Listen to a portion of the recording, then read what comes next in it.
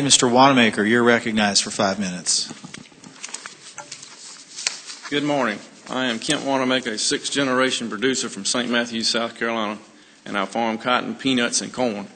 I currently serve as president of Southern Cotton Growers, an organization that represents thousands of cotton farmers from 6 southeastern states. I first would like to thank Chairman Crawford, Ranking Member Waltz, and members of the subcommittee for the opportunity to testify. My state and farm recently endured the wrath of Mother Nature in the form of historic rains and floods. My area received around 11 inches of rain, while some areas of the state received more than 25 inches. The rain and floods occurred in October at the beginning of harvest, when all the inputs had been put into the crop. Unfortunately, persistent rains have not allowed field work to resume in many areas. The result has been not only yield losses, but also quality losses. At a recent meeting with RMA, an issue was raised regarding the timing of indemnity payments. Current procedures require a producer who is accepting an appraisal to destroy the crop prior to receiving the indemnity. Unfortunately, many producers will not be able to destroy the crop for many weeks to come. The request to RMA is to allow a producer the opportunity to pledge to destroy the crop at the earliest date possible, or provide documentation that the crop was destroyed, but allow indemnity payments to be made prior to destruction. Getting the indemnity payments to these producers in the timeliest manner is extremely important. Ongoing delays are compounding the challenges for servicing debt for this year's crop and securing finances for next year's crop. Another issue that has intensified over the last several years is the challenge to control damaging pests with minimum impact on managed honeybee colonies.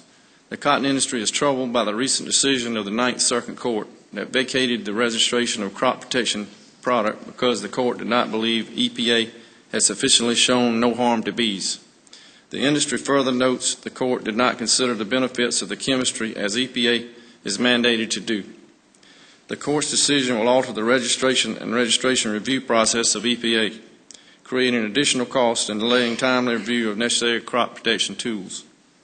One of the most challenging issues from the 2014 law is the imposition of the Unified Payment Limit on Marketing Loan Program.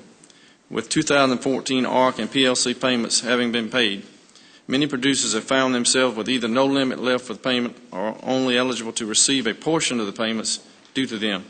In the worst case, a producer received payments in excess of the limit and will be required to repay a portion to USDA. The FY 2006 House Agriculture Appropriations Bill includes language that directs USDA, beginning with the 2015 crop, to operate the marketing loan program as they did prior to the 2008 Farm Bill. This provision allows USDA to issue marketing certificates, thus permitting the program to function as intended. If this provision is not included, it is likely that some cotton will be placed in the marketing loan for the full 9-month term and then be forfeited to USDA, rather than being actively marketed during the year. This practice will lead to cotton being locked in the loan program, disrupting cotton flow to the market and leading to potentially greater government costs.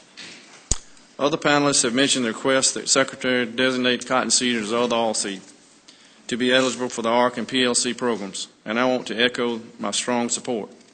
In addition to numerous calls for action from the cotton industry, 50 agricultural lenders from the Southeast have contacted the Secretary requesting you take action.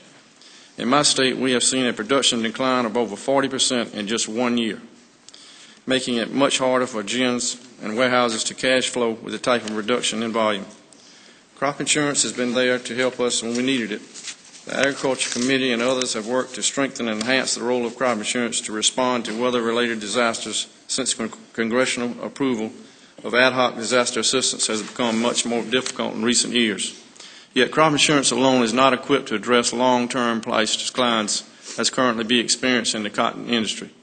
Therefore, the cottonseed program is needed to help provide income support for cotton producers. Mr. Chairman, I appreciate the opportunity to testify before this subcommittee, and I'm happy to answer questions at the appropriate time. Thank you, Mr. Wannamaker.